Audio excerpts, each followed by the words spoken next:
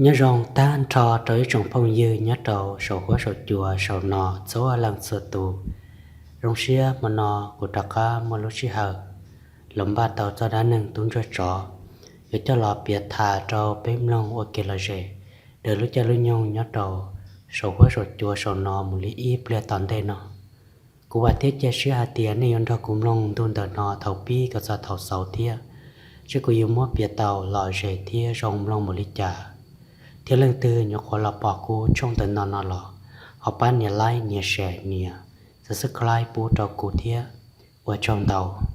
chỉ cũng một biết xử lý đặc cá nó chán đun thì cá non qua rõ rờ mi liếc mi chuồn thì rõ rờ trong bữa sổ tết trong tết hà thầu nó lô tuôn rồi trọ tàu chạy kia bể lú rò ở giờ tông sáng là trâu chọp bể lò gì rồi thì sáng lâu hồi nhát trâu bể lú rò bể thì li tàu kia kế hai tiề có tuôn rồi trọ tàu cho kiến gian đàn được lò gì chỉ rò chỉ mà li nung cho dễ trọ rò được xế bùa bò cho nhát lan được cho giờ tông sáng là một cho giờ tông sáng là lò một thau trong để cho dễ trọ rò được nó luôn chỉ tuôn rồi trọ thì li múa kia hậu cá hậu kế chạy kia bể là lú rò bể tàu kế lò sản đâu cú luôn nô chín tuổi rồi bữa sầu in tán tu lần đó tỏ sản đâu chỉ mi cá mi nông chỉ ra rồi bây giờ qua rồi bây giờ khó xé của đúng rồi chọn tao kể là mù lô thầu nó chỉ tao kể là một sao rồi bố tỷ lúc trong tỷ nó chỉ là sao trong tới chỉ sao kể tới chuyển cho một bé sao rồi lô ý cho chỉ chân chân từ trâu bố ta tọt trong là ý cho tới chuyện cái trâu buồn ra họ ít cho chỉ lên một tại ra trong đầu sáp bữa tỏ lời lô chỉ lo cho trong đời chỉ bao giờ cho kể được một trò họ tư lên là bé cho nó chỉ bao lời lô giờ cho nhát lan được cho giờ tông sáng là một trò cho kể tư là luôn thầu nó chỉ là cho nó chỉ bao giờ một trò cho kể tư thế lý do là chỉ tung rồi chỗ thế lý tao diệt gì xia tao cho kể ở giờ cho giá xì nữa ta trông ra được cho bố tỏ là đâu chỉ tung cho chó thế li mù kia cho giá xì nữa một cho bố tỏ chỉ tao tao mù cho kén đó chỉ chạy giấy cho mẹ mẹ li cho kén một liều một tê họ sa hại rong tờ mà rong cổ phá phá thế rong cổ chỉ muốn năng mù li lờ lấy do hạt tiền phá số là sơ lô chỉ tung cho chó thế li tiền làm mù tức là cho in đá kén nó là gì một sẽ dùng một chữ cho họ từ lô thầu nó lô tung cho trò là lo một sao cho bữa tỏi tôi cứ hà thầu nó chỉ tư yêu lo chọn tu lần ta luôn nu tư yêu bông khó là ta trả li bê mong nó lần ta chỉ tung cho trò một sao trong đấy tôi cứ hà đợi chỉ tung cho trò tới liệt thầu bó mỏ sù ở giờ tôi chỉ sang lầu nên đi đâu tung cho trò mà thầu bó mỏ sù là trong đời chỉ một đá chỉ non lên ta một tí bỏ mọc khóa dưới chế đúng rồi cho thế là xài tiền chỉ một tỏ sẽ bỏ tới tu chia cho là trâu tờ mà mua tu chia nữa nó ta chỉ rồi tao bưởi một đồng tờ tu hạ đây nó là trả li lô chỉ đúng rồi cho thế là một kia trâu bè cầu kế mua bỏ mọc sù đặc can thì kia trâu lúc ná là mua cho một khóa kia trâu đấy tu chia khó chế đúng rồi cho một kia trâu bè to tí phở chia kia ấy tu trò lo li lo luôn thầu nó chỉ tung ra chỗ thế linh chỉ tàu kia trong cái hà nó trong đặc cứ hà lần đó thầu nó luôn son trả mấy tôi cứ hà giờ cứ hà khó là sứ để sử giới tôi cứ hà mua bỏ rễ lo đủ đạt đồ áp han đủ để đồ buồn trả lần đó tung ra chỗ thế li cho tuổi già tiếp lời nhớ cái trò sồi lúc bỏ rễ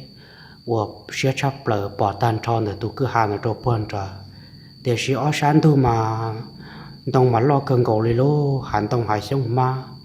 bò lùa đầu buồn trả là sơ lô tung ra chó thế linh chia kia bể no đầu buồn đãi kho họ muốn chia bỏ trong đó ô lý cha chẳng bỏ trong gỗ giấy tư mỏ lư kia cờ khóa là kiên đỡ trâu sát tì lần ta thầu lũ chạy nó chuyện chia to chỉ nói tu suốt chia lọ qua rồi giờ nó tên mình nông đầu đá lô qua rồi đầu bữa sổ tên đồng lo uống ba giờ lòng một đĩa chờ bự là xứ chỉ tung ra chó thế li cho tuổi già về nó một trời kia cho trong đặc họ tụi lâu mà lư là la kẹn được lo ô li cha tụi lâu mà lư được la kia trâu sát tí chỉ tung ra chó tàu kia tụi cái tờ nắng mà lư được mù ôi cha tụi lâu mà nương để chỉ liền cái tàu đen cái hạ đầu bốn trả lần ta thì sĩ tụi cứ hà nó mà những chuyện muốn đê liền lần luôn thì tụi nó cho tàu tàu mua khiêm bồ ôi cha bỏ tụi lâu mà lư nó cho tụi già tàu tỏ cho chỉ chẳng một sao cái tàu tỏ thì tụi lâu mà lư tụi trừ cái tàu bốn trả rồi thế tụi nó cho thì đi chỗ tụi lâu mà lư nó ô muốn té rồi luôn ôi cha chỗ chỉ tàu đi thầu nó lo chỉ bỏ ý từ chia đi rồi thế ta lúc nó từ giờ bóng kho là tê tê nhớ cho họ tê hại rong lo nhớ trâu cứ hại chị rong từ lò lùa ta cho bỏ nó chín tuổi cho bơ sầu chọn tông lo cho sầu chọn gì thế là chọn bỏ nó chỉ bị cho sầu là xí lô chỉ tuân cho cháu ở thế cháu tụi lâu mà lư nằm mù ô lý cha cháu kia một sao trong đã hà tụi lâu mà lư cháu sĩ trừ kia trong đã hà là thế nào ô lý cha tuân cho cháu chỉ chẳng một sao trong đã chỉ tụi lâu mà lư chỉ li tiếp theo đó rồi lúc bao giờ chẳng cái lìa trong từ lúc cao bao giờ là trong trả lời thầu nó lúc nó tụi bóng khó thể tía liền ta ô lý cha lu hải rong tụi non chia to sinh ta như chỉ mua ít tu chia lòi là dân chỉ mua ít tu đã chia qua tiền rồi chia lòi nhá trong từ lúc hải rong nó tên mình lứa tên mình chùa là yêu chỉ học cầu liên chỉ cờ ý xua tên mình đã gì lâu chờ tên nông lo là những chỉ nó cờ lên ta chuột nó lúc xuân nông xuân nà quay rồi đâu bữa sổ tên chính đồng lo xí tuổi yêu muốn trẻ cháu bữa là xứ lô chỉ tung cho chó thì li xả hai tí ngồi li trả lúc hải rong nó yêu giờ tam bảo lên ấy tên chia lo chỉ yêu một trong con cầu li theo li trả giờ tứ tỏ tên mình liếc mình chuẩn gì yêu thiệt rồi bây giờ trâu trâu nó xứ để xíu li trả lúc hải rong nó chia tỏ nhưng chỉ mua ít lúc số xa đã chỉ chia lo li theo lý trả tụi lâu mà lư nó yêu kẹt chẳng tam bảo cô tư chỗ chẳng cao đi lờ lò ô lý trả cô chỗ chỉ cho được cá li em yêu kẹt một trâu là khó tư là thế tung cho chó thì lò lệ kẹn từ lúc cao bao giờ được trông ra hạ thống nó chỉ từ lò đê bố bể khó tung cho chó nhỏ bể lò chỉ từ lò đê hằng đi rồi luôn chỉ thống nó tung cho chó mà tao kia tụi lâu mà lư nó một sao kia trông ra hạ chỉ tụi nông tao được chỉ li mù kia đâu tao coi cho tiết tia lúc kia trong trại lúc cao bao giờ lo cho châu chị lúc bao giờ nữa mà nhớ sống non chia chị tôn cho bao hậu nữa chỉ thầu nó lo tôn cho mà lấy liềm cho trâu tỏ ô lý cha bọn trà liếp bể vô tàu cho cứ hà tàu cho hàm long được trâu tỏ xong có mới đi tôi đã chỉ nhưng có mới đi tôi chia lòi tỏ tàu tê tôi chia đã chỉ muốn lúa ở kia sau cá được trâu tỏ trà lên trà sơ lô liếp bể vô trâu nọ một đồ bớt to lần ta thầu nó chỉ tôi cho thế là xã kia cho hồ sơ hay tiệt ô lý cha tụi chuyện nó chẳng sĩ cho đã chỉ mất to là do lý cha trả chẳng sĩ liếc bề vò lý nó là nè chỉ tôi cho thế là mà xã tiệt ô lý cha giờ tam bộ nó là tàu kỹ mù là tàu cá mù sẽ giờ đã chỉ luôn tôi cho thế là tàu kia cá được một trâu tòn tê sư thầu nó luôn tôi cho tàu kia một sao trâu tòn lúc bao giờ nó lo ở châu việc đâu trông trả chỉ nhon ra hạ lúc áo bao giờ từ mỗi lúc bao giờ mệt trở tia tôi trông tới thế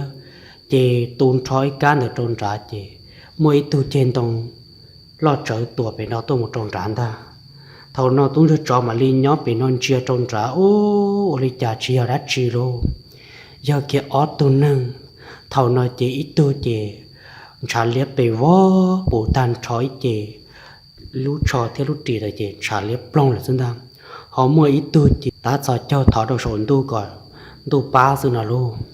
thầu nó chỉ tung cho mà lý tuột trừ bờ tôn tớ chỉ tu chỉ năng thế mà linh chia kia tu đồ bể nọ ô lý chạy ya tí từ mình nhom mông tha trả lý năng của tờ xong nó xứng đáng ô thầu nó luôn tu giờ chỉ nó thế li bóng xuyên thả hay tiề ô lý chạy họ mua ít tu năng tu cho đồ bể thiên là chỉ thầu nó tung cho thế li mà li hùa tiề nên ya lăng tưa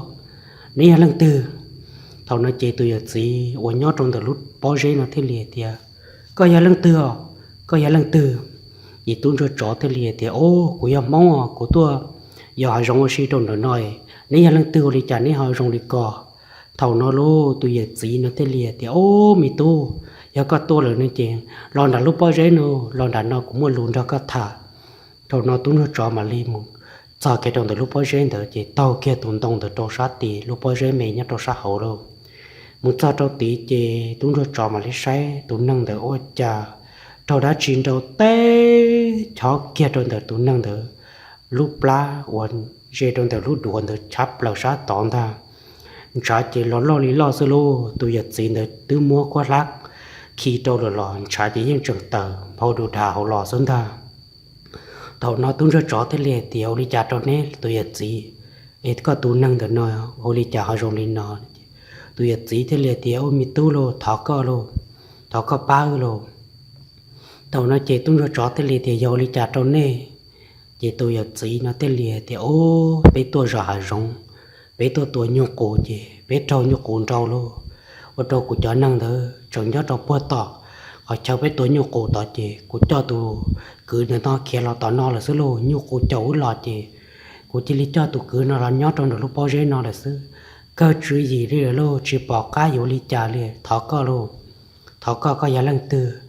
có chỉ lý ba ứ tả xí nó lô có chỉ ba ứ chèn chế cơ tua xứng ta thầu nó lô tung ra chó thế lý xá thì ô lý trà tu cầu nên chơi giờ chỉ tỷ trừ sang tây sang chờ lời giờ đã chỉ cho cụ lọ bông trong để thay chờ nó còn lọ ba cho năng nó là bó tây rồi giờ lần ta chỉ giờ linh đầm mà cụ yên chỉ tàu tục lâu mà lưng được lọ li vậy tàu nó tung ra chó thế liệt thì này tua chờ lăng thía này tua nhô cụ nhớ trò khó từ vậy tôi giờ chỉ nó thế liệt thì mới tu bé tua trí lăng nữa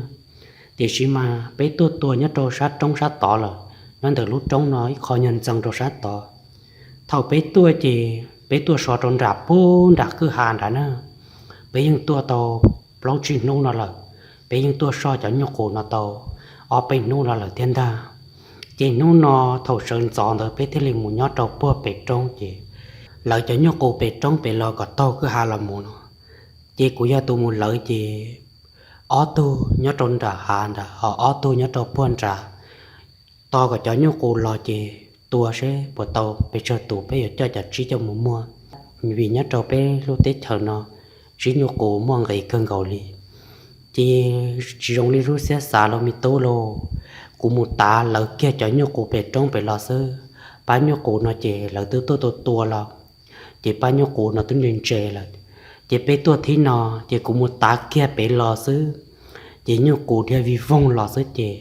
cho luôn nó chỉ bao tua là giàu li chả chỉ to tua tu lỡ cá họ chừng to tua anh tê sức chè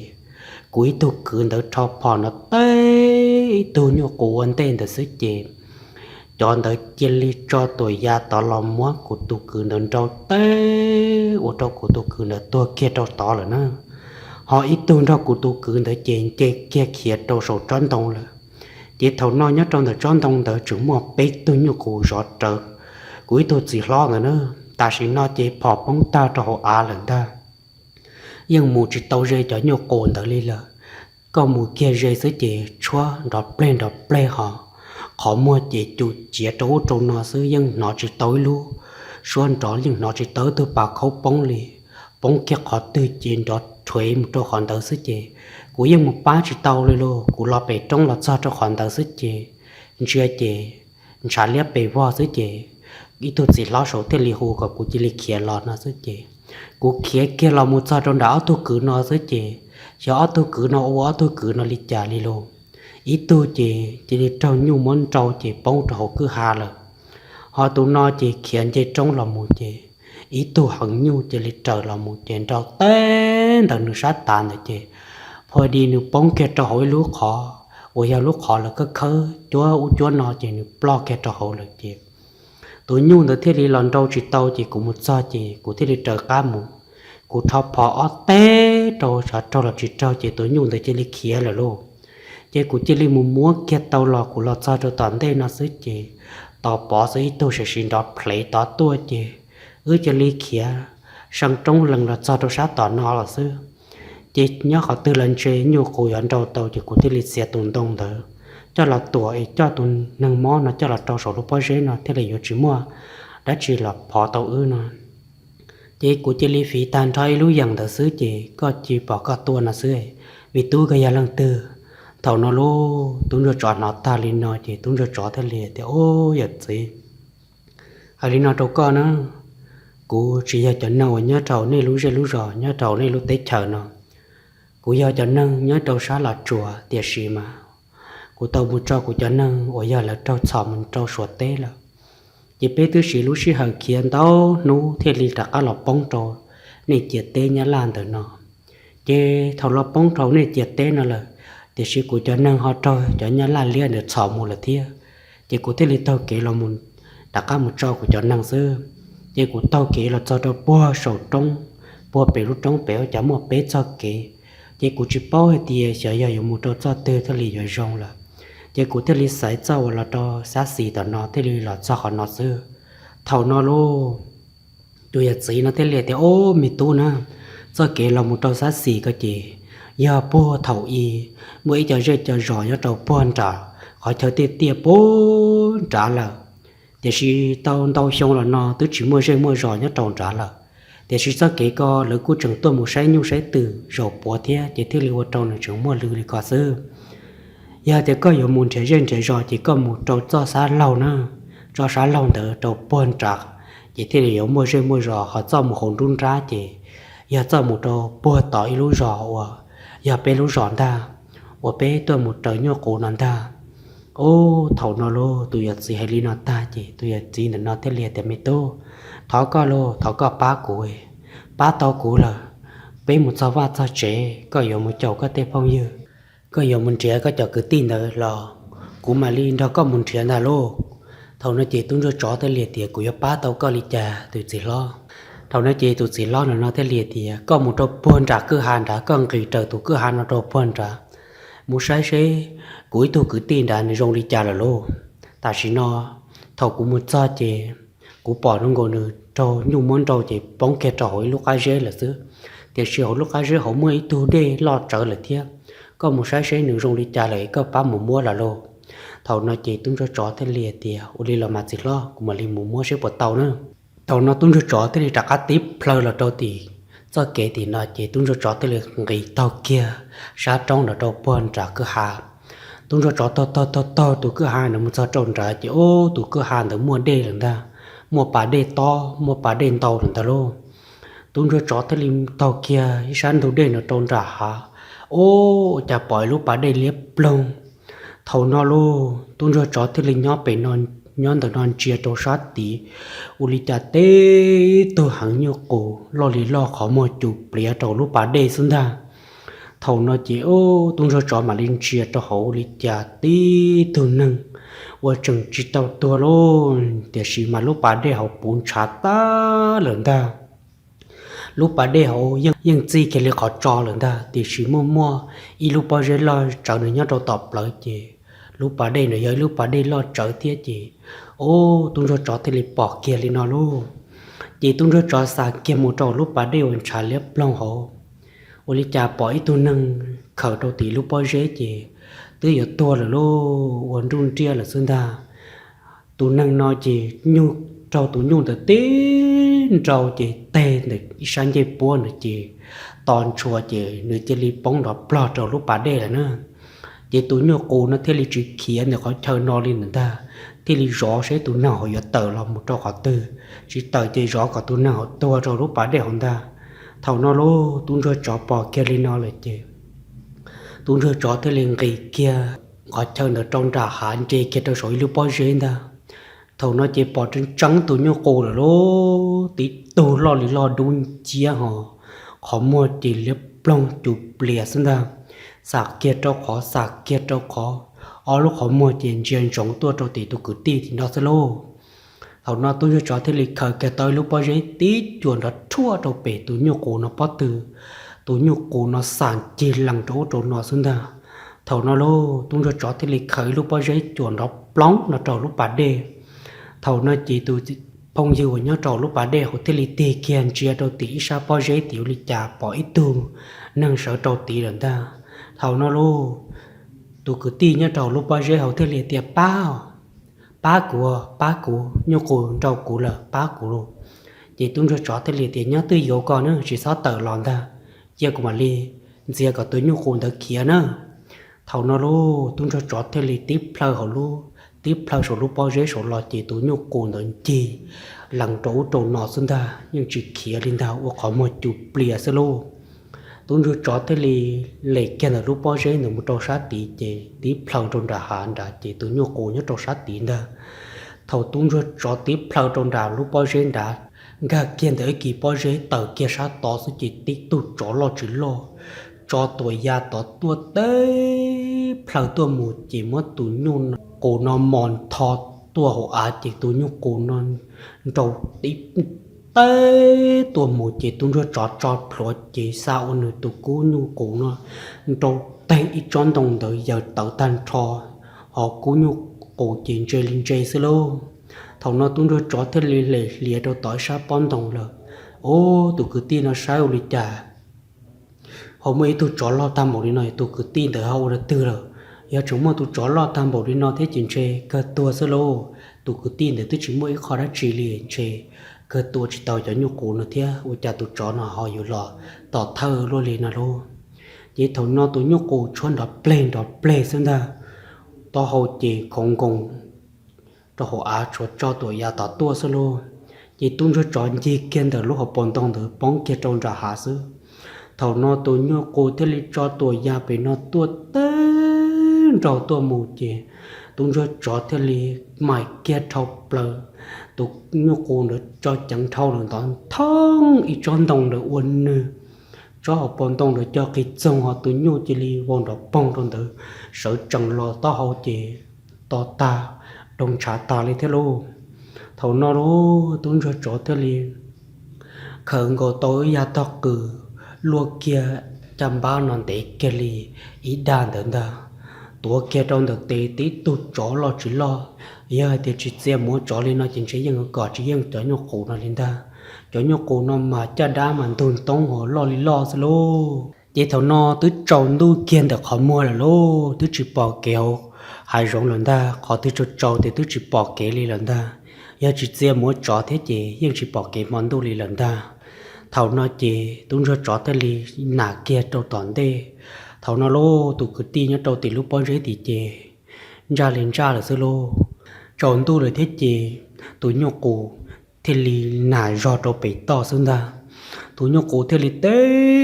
chỗ do bị to chè tung cho chó thế li mót tụ cười nè nó tàu tròn phó trâu tụ nhóc cổ nó lô cứ từ nè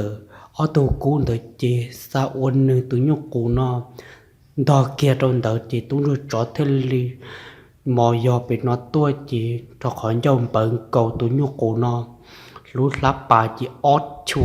chua xứ chế ô cho tụ nhóc cổ nó thế li lúc giòn tàu kia rồi ta thầu nó tụ nhóc cổ thế li vô đó bông và cho tàu trong đó là xứ lô chỉ thầu nó tung rồi cho mà tụ nhóc cổ nó tỏ tua kia lên nó chỉ tung rồi cho tí phao rồi tận đây chỉ mà li dễ kia để cá lẩu ấy tụ nâng chỉ mà li tờ kia ấy tê trâu nữa chỉ mà li ra kia tua một chỉ thế li hù chỉ phong nhiều nhá trâu lúc bà đeo thế li tia có tôi mới tuổi nhiều thì tôi là nó chỉ thầu nó tôi ra chỗ thế li thì của tôi mới là kia mù đó cả chỉ tờ nó giờ mù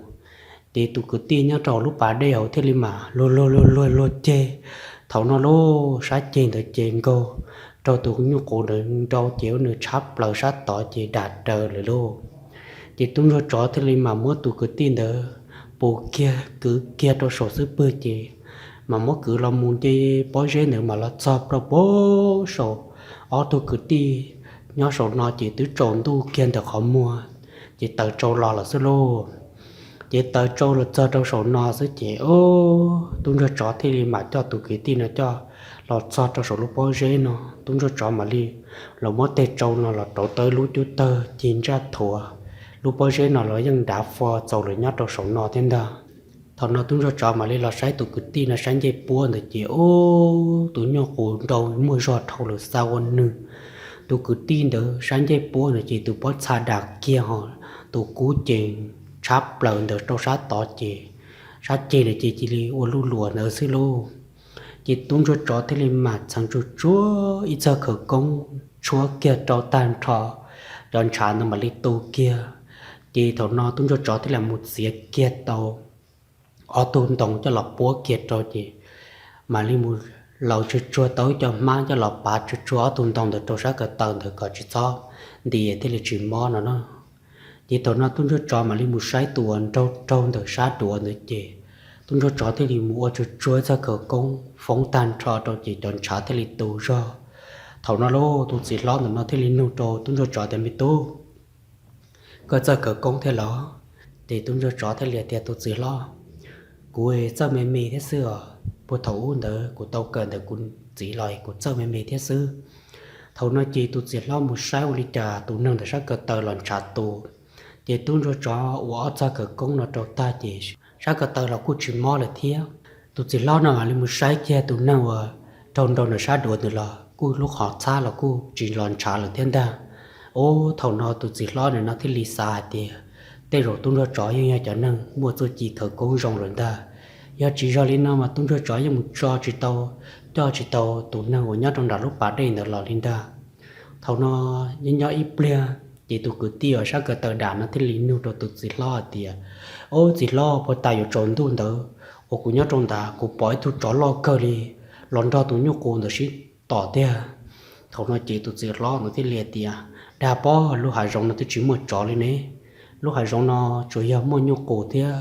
một liếc một chuột thì chỉ một chó liền bé tua là rong nó tổ ốp bé su nó thì chỉ bỏ chó liền là sao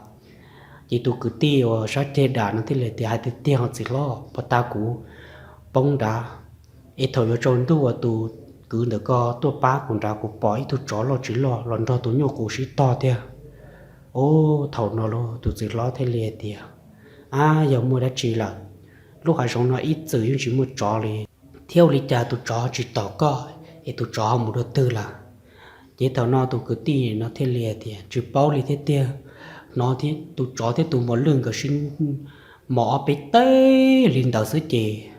liệu cho tụi nhu cầu nữa chia ra là chị thầu tụi nhu cầu nữa chia sứ chị tụi chó chị li lo là chị cú chuyên chia chị tụi cứ nữa có chị li tờ tỏ ít lúc học bọn tông thì lò bá của chữ chị li lò nọ là sứ để thầu nọ lô tụi chỉ lo nữa nó thế li nụ cho tụi chó tại mi tu có lúc bèo li trả thía thầu nó chị tụi chó thế li tiệt ô giọt kia là trực kia li lô tung cho chó thế liệt tiệt của lúc bé hoa tung cho chó nó tụt xịt lo vậy tụt xịt lo thì nó thế liệt tiệt ô mày tu có lúc bé ô chào hồ lì cò thia có nhiều có gì lần tiêu chả tí có lúc bé sợ luôn lì thầu nó lô tung cho chó thế liệt kia xóa trả xóa giờ ta thầu lò thầu tung cho chó lô năng mềm là cho cái tàu thầu lo nó chứ ô trâu tụt xịt lo nó giống ta thia nhưng chỉ sống chẳng lì tiệt thầu nó lô tụi chỉ lo nó thế liệt thì mi tu có bỏ giờ tụi trò của tụi phong của tụi cứ tin được bỏ thầu nó tụi cho trò thế liệt cho hồi thì giờ cơ thầu nó lô tụi chỉ lo thế liệt thì mi tu của lùm bề huồn chúa lâu rồi nè trong xe cơ của cơ chẳng tôi ba tàu bé thế giờ chỉ mua cơ chỉnh xe cho món nó bé ở trong đi trả này là chỉ tụi nó tụi cho trò thế liệt thì ấy này tụi nâng tôi đầu tí này vô đi trả chỉ tụi chỉ lo chúa lâu nó thế liệt thì chia có ta kỳ bỏ cái trò bé mà li mù sẽ hiểu lịch trả na chừng chúa cuối tu cứ nhân chừng chuối tu sự lo nhớ trâu tí nữa nhớ trâu sồn tông là chia mò non nữa nhớ trâu sầu ít mò vì hai tia tròn tu là thiết chỉ tê rồi bé dùng có chỉ dùng cho nhục cồn đó là cho nhục cồn để mua bé tu địa mà nhưng nhiều chỉ dùng gì linh ta giờ tia ta kỳ bé một trò tàu là bé mà li cho nó chỉ tưa thì đã cá mù qua một chuyện là sẽ lô thầu nó chỉ tu cho trò thế li nên cho tụi chỉ lon cho lâu nó thả gì thì liền tiền mi tu họ bắt ta có chờ tụ lâu mà lương được lò tiền xe tê rồi do bắt ta cũng phí lúi dần đó là ấy tê rồi do tê thì chữ sang tê sang chờ nó cho con lò sư bắt ta thầu của cho tụ cái ti nó là cho trâu lúc bao giờ nó chỉ của tứ tàu phí lúi dần là chỉ của phí lúi dần tan từ tiếp ple sư chỉ có tổ trừ là nó sinh ra thầu nó chỉ tung cho chó thế liền thì của nóยังsai lịch có thiên ra cho họ của chậu tụ lâu mà lương được lò mà cho một lít cha là của những chỗ chỉ tàu lên ta từ lâu mà lương thấy những chỉ kia đi thế nếu cho ya problem đâu khó chứ cụ tứ lọ chỗ nên té lòng là chỗ chỉ tàu này chỉ thầu cụ bỏ từ lâu mà lương được lọ đâu tàu lọ chỉ cụ thiết lý tàu cá lọ chỉ bỏ trả liếc bị vò lọ xưa cụ tàu cá lọ chỉ ya nấy xưa thầu nó lô từ chỉ lo chỗ lâu nó thiết lý tiền mình tu của các chỗ nữa giờ chỉ một cái dàn chơi mà non chỉ chơi bé cơ tua tả lên ta để nhóc cô nó mà nhậu cơn cầu đi lô chỉ tôi cho thế liệt tiền này tôi tua cho nhóc cô nó bị chơi rau là chỉ tụt chỉ lo nữa nó chỉ lo cho lâu thế liệt tiệt bé chỉ tàu tua rồi nè bé giờ tua tao thơ lâu mà nó sinh ra để chỉ là cô tao tua là thế là cô tao tua tàu là thế ta chỉ bé thế lý xã thì là tứ tua tàu thế rồi bé giờ tua tàu thế nào bây giờ tí cho nên chia sẻ chỉ tàu tua đùa thế chỉ tàu bao tiền rồi tua đi trả thế li chỉ trâu yêu chỉ li tôi nhớ bị nhu cổ hỏng thế chỉ thế li trâu nhu cổ món đầu đi nọ mà sau lúc cơn gầu đi rồi cụ tự cứ tí chỉ nhu cổ món đầu tên đợi xa nhỏ mì đã chắp lời chỉ tôi kia trâu tí lại chỉ bỏ cá dùng một cho lò đi trả lên cho nhu cổ này chỉ dân chiêu họ lúc can tàu của tôi cứ tua thế tôi chỉ lo chỉ cho sổn tông sổ lợn chỉ những nhỏ hậu những chữ kia lên ta chỉ thấy liền một trò chỉ tàu lô mi tô lô chỉ tung ra trò thế liền thì chỉ sót sơ chỉ bên nhỏ mà nó ta kỳ xe bên sao nó chỉ xe dùng mua đi trả thế liền một trò tàu chỉ lo cho lâu thế tung ra trò người thế là xí thả ý bia chỉ nhớ thế liền một bữa nhẹ ít mỏ can tôi ta kiểu can non qua rồi lần ta thầu nó chỉ tung ra trò chỉ lò chỉ tung ra trò thế liền thì hari nó nữa con trò cũ mù ấy chỉ ở tôi cứ tì nó nhó trong tờ nó nữa con trò cũ mù cũ mà liên một trò sẽ bật tàu nữa chỉ thầu nó tụt gì lo cho lâu nó thế liệt thì dùng một trò tàu đi trả thầu nó chỉ tung ra trò thế liệt tiểu đi nó nữa mù chỉ có một dây có tới tròn tông thầu nó chỉ có tua phò có cho nhau cồn được kia lọ nữa chỉ cũ mà li nhó trâu tỏ cũ mà li nhó trâu tỏ tôi kế giải tỏ cho nhau cồn nó sẽ nửa kia lọ đi trả nữa thầu nó lô tụt chỉ lon cho lâu thì tung cho tròn cái liệt lạc kiên từ lúc bao giờ được tụt cho kia tí nó tàu kia trong được trâu sát tỏ trên răng kia một giọt trâu tỏ có nhu cổ nhỏ được tiền luôn nhu cổ nhỏ cá đồ lú họ cho của chị chiếc cố sinh ra thầu nó chỉ tụt chỉ lon cho lâu thế liệt thì u trong sai là bị tu nó bé tu nhu cổ được chỉ nhỏ trâu tha trả nó sinh ra thầu nó nhớ cho bữa bể tụi chị lo và chỉ được số tròn đồng của chị chỉ bỏ cá chú đi trả đây là luôn qua xin ra thầu nó chỉ dành chúa lâu thế li một giờ kia cho bể tròn đồng chị đúng rồi chó thế li thì có nhiều tròn đồng lo này nhớ cho số to này thì có tua phỏ nữa thầu nó chỉ từ dành chúa lâu nữa thế li chị kia là tròn đồng được cho số muốn nhớ kia cho số khỏi chơi cho chua rồi ta dành chúa lâu thế li ta lông phỏ nó bông số tua chị ô tô tụt chỉ lâu như cho tông là nó thế li cả xe rồi thế li thế tê rồi giống một năng tua ba lần ta thầu chó nhục cũ nó đó số phòn đó kia đi nó sẽ lô chỉ chó nhục cũ nó xài rồi giờ cho khẩu khỏi nó sinh ra ô khẩu mà chụp lìa ô khẩu mà chụp lìa cho ô tô nó sinh ra lô nhưng xài vì vốn đó tê sinh ra ít chẳng trả ra được chỉ khỏi từ chọn long sức chỉ cho tuổi già tê uốn nửa tê chọn tông vào vô chăm ba nó sẽ chỉ đạt trở họ tim long sống long tổng được chỉ khi ta lên ta luôn thầu nói chỉ tu chỉ lan chuột long nó ít phòn đó bông ít phòn đó bông số tròn tổng số tua xứng ra thầu nói chỉ tu nhóc cổ được theo li tàu kia lúc số phòn được lọ thì tua cho họ tư nó chỉ tu nhóc cổ được theo li mà tàu cho cá ở tu nhóc cổ bỏ tiền tua phò bể tua nó chỉ tu nhóc cổ theo li tàu kia cho cá để làm mù lô chỉ thầu tụt chỉ lan cho lâu nó tua kia li bể phò nó sẽ chỉ tu nhóc cổ tàu kia làm mù lần ta tuôn rồi chó thế li yang kia ấy tu chó nữa gầu kia cho sát tỏi lô bốn tông của do cá tu nhóc cổ được làm mù ta lô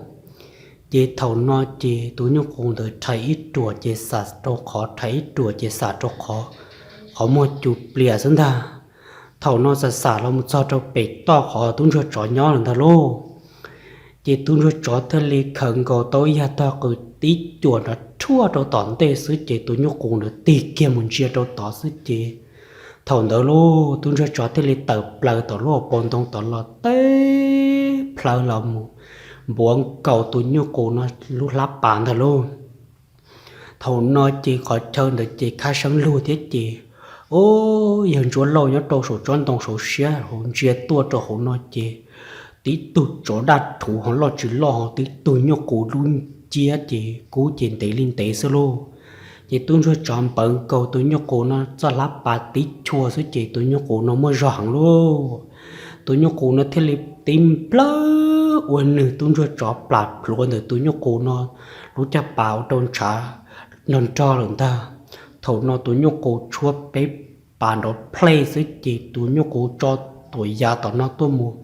tụi nó cho tụi sợ chỉ tông chê chỉ tay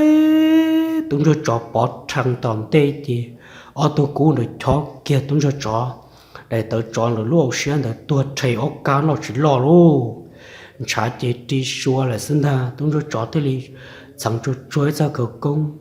chúa kia cho chỉ còn trả nó mà tu do là tiếc thầu nó tụi nhóc cụ thì li đặt cán đó play đó tua số chỉ ở tu nhớ trong đã tu chỉ lo đã nói ít tu thì li cho tuổi già lo lượng ta hỏi tu thì li chừng nhớ đã nói luôn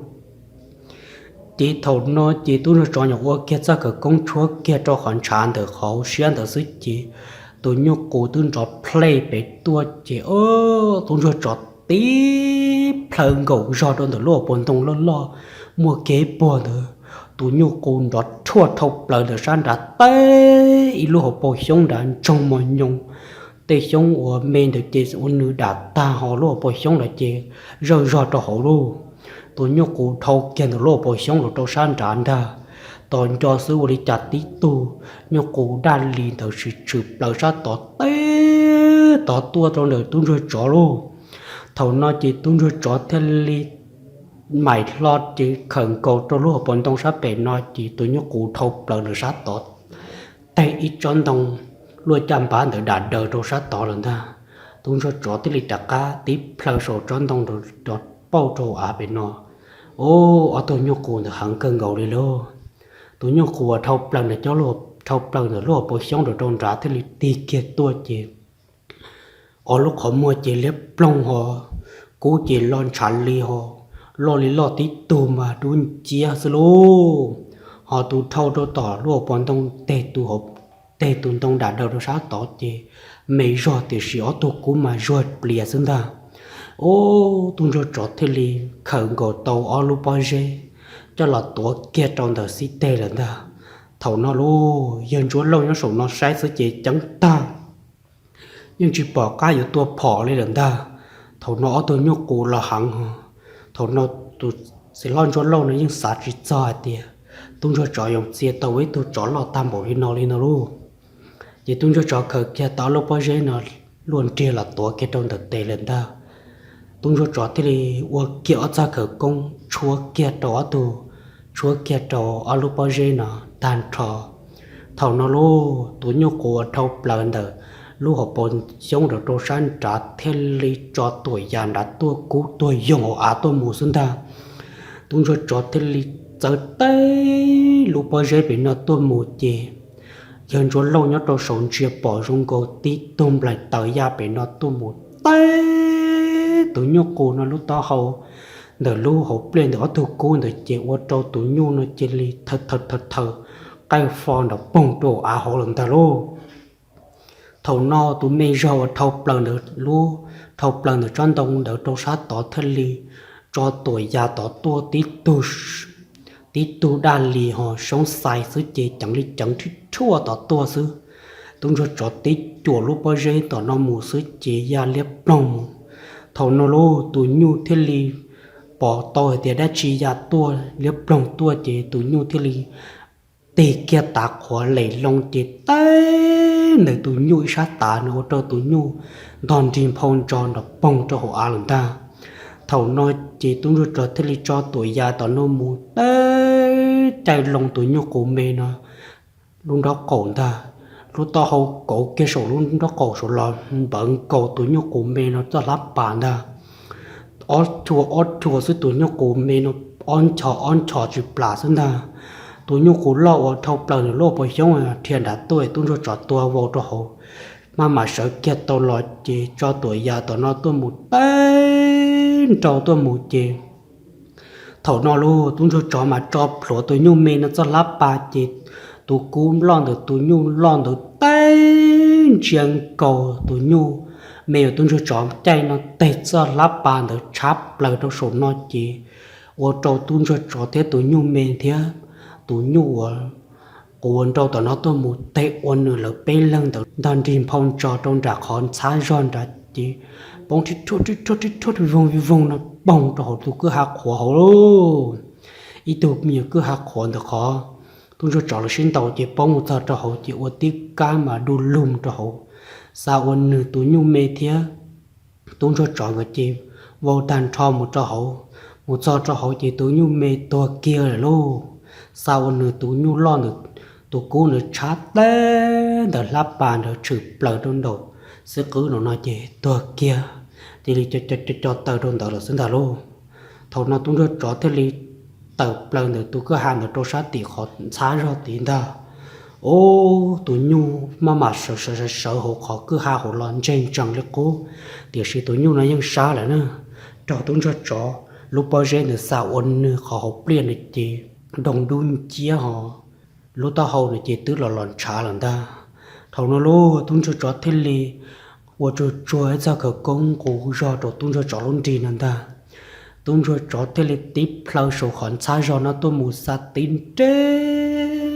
tôi muốn chết tụt như họ nó chờ cứu họ nó tôi muốn chết tới chờ nó tôi muốn chết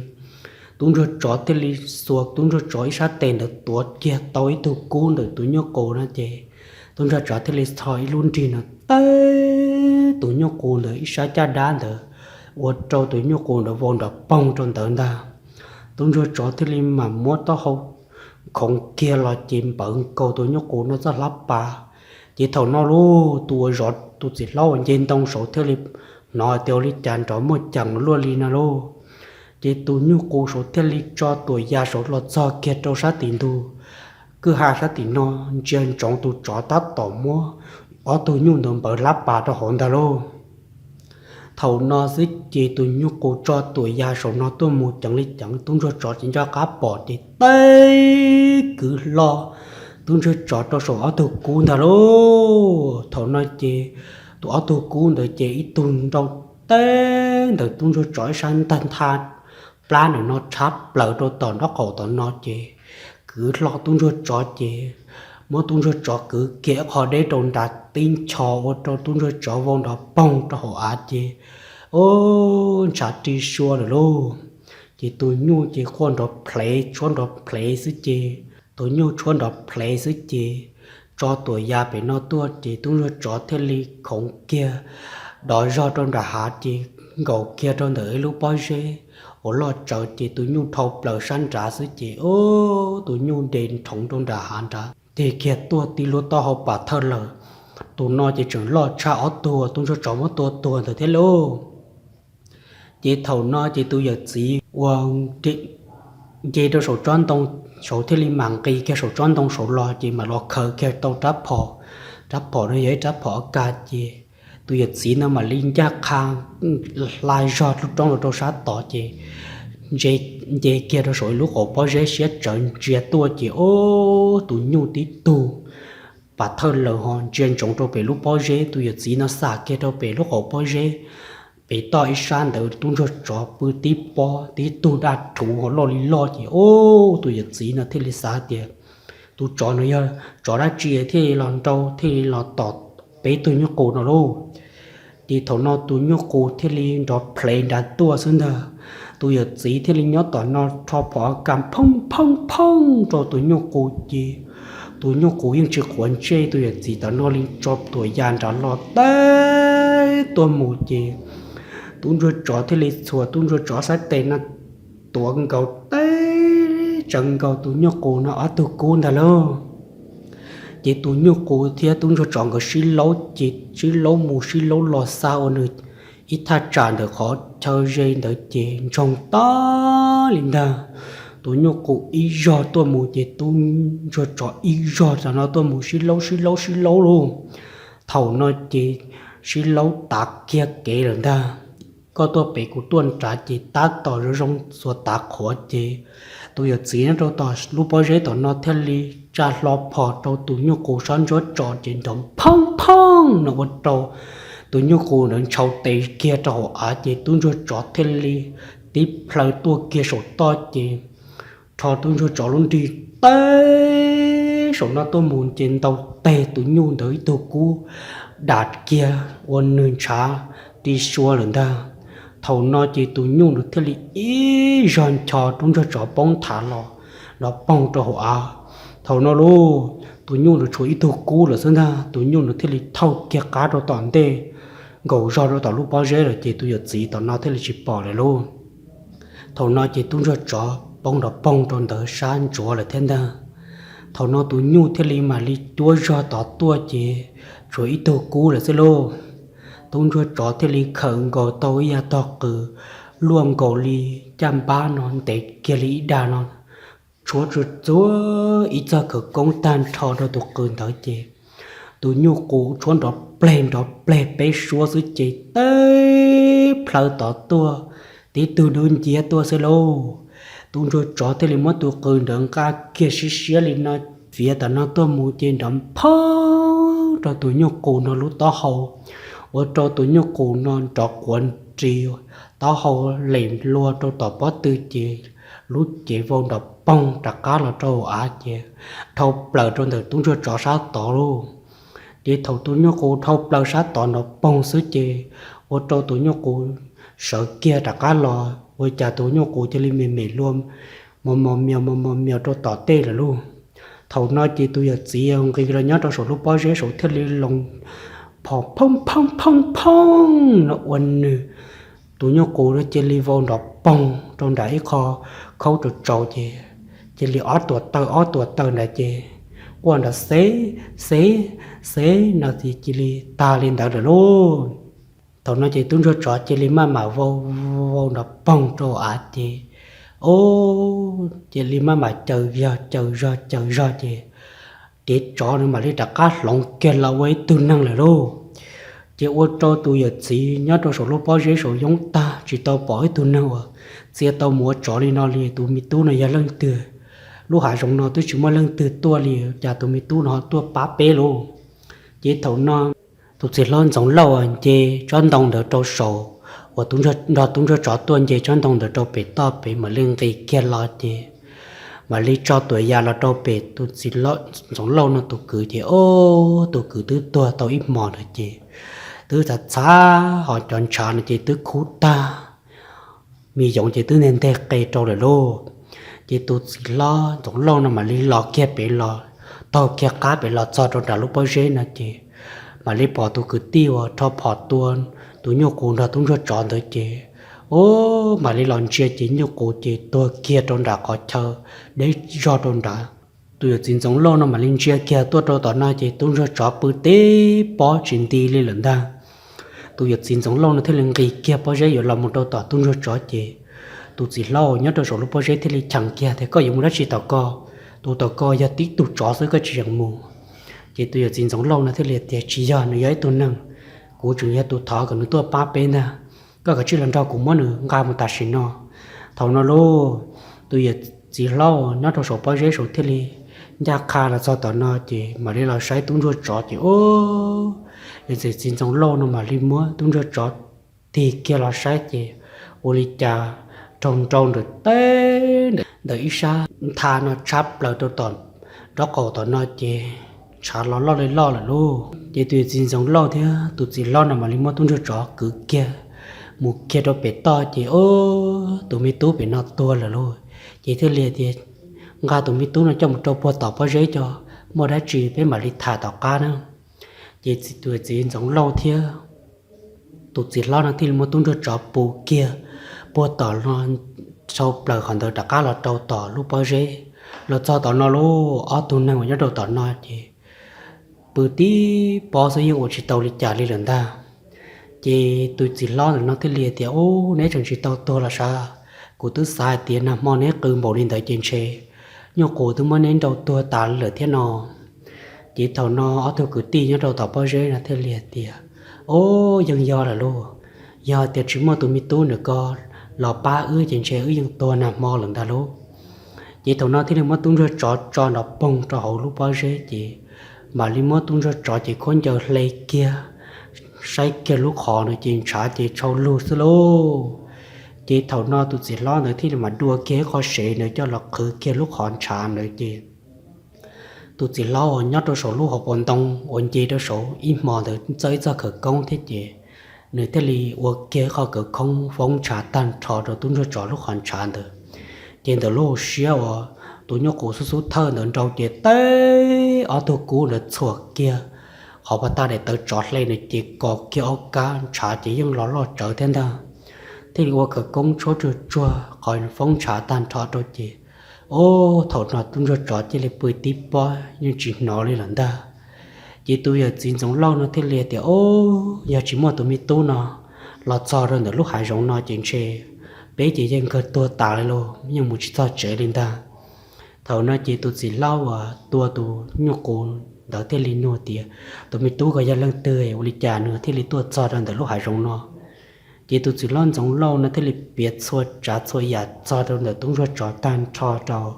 tụi chỉ lo là nằm lòng chị ô trò tụi chỉ lo là nằm mấy những chị chẳng thế những chị sống chẳng thì có mấy tôi năng à giờ cái công thế giờ chỉ mỗi trò đi nó đi nè ta chị lỡ thiên li cho tôi cho trò lọc bự này chị thầu đỡ chị tứ giờ thầu ta ta su nó cu đỡ lần ta chị thầu nó tôi chỉ lo là thiên li thì lên nó nữa ta chỉ nó chịแต่อยู่ชิโมจะยกโกจิจีนั่นแหละเราจิจีนั่นจริงใช่ช่วยเป๊ปเล่าตัวหน่อยซื้อตัวตาเลยที่จิวดินอก็หมดตัวปอนจากกาเดก็หมดเจก็เต้าเขาเดจะหลอกเป๊ว่าหมอนออีน้องนอจิเต้านอนหมอลีจีตัวอย่างจีนอเทลินยังไงแค่เถอะจะคำตัวปอนจากเจแค่ตัวชอเดเจแค่ตัวจะเดเลยจะหลอกตัวสนอจีจะตัวจินสงโลละอ้วนสูนอว่าสูนอตาô tôi cho trả những chỉ sợ đi thiên ta nhưng nhớ ít chỉ tôi là trộn tu là lô tôi cho trả mà đi nó lò thầu nó chỉ mỗi ít chỉ ta rõ lô ít chỉ trong những cụ mỗi phía ở bên lửa chỉ ít chỉ trong còn trong ta lên ta lô chỉ thầu nó tôi cho trả thế mà nông sợ lo chỉ ô tôi chỉ rằng lâu thế liệt tiệt mẹ tôi có tôi nói là lo chỉ tôi cho trả thế liệt tiệt ô nó cơ của nhớ cho họ tư là chỉ tôi chỉ giống lâu thế liệt thì mi tua giờ có sơ lô giờ chỉ giờ có chân chế bé chân chế những tua tả lên lần ta ta chỉ nói bé chủ nhất trong sổ bao giờ bé tôi cho có là trong sổ bao giờ nào là chỉ thầu nó tôi cho chó thế liệt thì nhục cổ tua tả là chỉ to thầu nó chỉ tôi chỉ giống lâu thế liệt thì ô nhục cổ tua tả là nó mi tua nữa rong cơ của con nó mới là tua tả là chỉ bé thế liệt đi tàu là nhá là nó là nó chỉ tôi cho chó thế liệt thì ấy có cho năng này bố đi cha lỡ bố đi lọt thia vậy tôi xin rằng lâu thế liệt thì ô đi cơ là tôi đi lâu lần ta bé tư là nhớ rồi nó lại thì sự của tôi cứ về chỉ rong lại để rồi ta kỳ sứ về bây giờ muốn được khớp khó phò về bây giờ một chế là nó giờ sẽ có tụi mò bậc khởi mình chỉ cho thằng nó lô tôi cho sợ tao lọ thì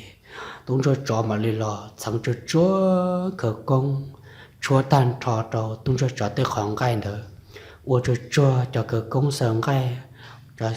cái công sản sản được tan trò vậy tụi nó tôi cho ít chế mà đi sang rùn tua vậy tôi cho thế này mà我cho cái công cho là chúa cái đầu tụi phong yêu sát tự đả thì chúa cái đầu tụi phong yêu man trâu nữa luôn cha plan ở ta lô vậy tôi cho chỉ là nói chỉ tôi cho thế này là hải đồ chỉ là giống lò tiểu lên nó nữa giờ thì cho nhau cùng được tua ta là chị bên nhau mà nó ít mò ta kia bên một chế luôn chị tụi chị lan giống lâu thì liền tiêu lên làm mà tu có chỉ sát sao giờ cho nhau tua ta lên đó là chị thì chỉ mua đã chi là chị ta kỳ sản ra bên mua của tụi cứ tí phao cho tí khó chơi tí ta chị bên mà đi cho có một trò bua tỏ bên rõ nữa để cho một trò tỏ khó có tụi mó còn trong tụi cá trò có muốn chơi có chả năng lò cũng mà lên cho có muốn ta thằng nó chỉ tôi cho thế li bự trong thời lúc bao giờ là ý mỏ ta kỳ can đâu vậy ta kỳ can đâu lô tụ chỉ lo giống lâu thia tụ chỉ lo ở tụ nhu cầu được thế li tàu kiên được khoa chơi được một trâu tỷ tụ chỉ lo giống lâu là tụ cứ chỉ thế li mà mua tụ cứ được khơi chua tàu lúc khó chỉ lo giống lâu thế li tiểu li nó mới cứ với tụ hỏi dùng hạt chua xứ lò mong chỉ dùng uli cha có chính chạy bên mù là tiền tu đế kiện chuyên tế bên là trong món ta là thia chỉ tê rồi bây giờ chỉ cho có một chế nữa chỉ bên mua có trò rồi là ta chờ nó một sao va sao chế có tiền lâu mà đi qua cả tới kho không đi trong sắp lại đâu coi có chỉ sao tu xem mà thầu nó chỉ hiện giống lâu chỉ đi mất tu cứ để nó khơi chua tôi lúc khó hết chua tới giờ dài sẽ chỉ được mất tu cứ nó chờ trò hỏi một phẩu kia tới luôn ra trong đời luôn chỉ thầu no chỉ là tất cả là cho kia đó tỏ lúc bao giờ tao no chỉ thầu no tung ra chọn một tàu kế là thiết chỉ ít tô nữa là thiết là hiết chuột chúa tàu kế tô nặng thì thiết là mua tụ phong yêu ra cả tàu đàn là trời kia đó số chỉ lo giống lâu thia tụ chỉ lo ở tụ nhu cầu nữa mà lấy cứ kia phong yêu cả tàu đàn nó chỉ tung cho trò thia tụ phong yêu trong nhung trong nó sát đùa rồi mà lấy lò cả tàu chỉ lấy thiết là mà lo ý nó chọn tu khỏi tư chỉ bự khỏi tàu xưa chỉ lỡ lọ tàu bé nó bé mò mà li lọ chữ đâu bơ tỏ chỉ lo giống lâu là lúc rõ lô chỉ thầu no lỡ lọ chữ bao đâu tỏ tôi rõ xưa li trả nhau là lúc ra lúc rõ nhiều chỉ cứ tin nâng cha quan trò chùa xưa lô chỉ tu trâu chọc bé để tung cho trò của tôi mất bia là sau lên nào là xưa và tiết chế tiền này cho cùng long tôi cho chọn gì là giá tận thế 我赚到。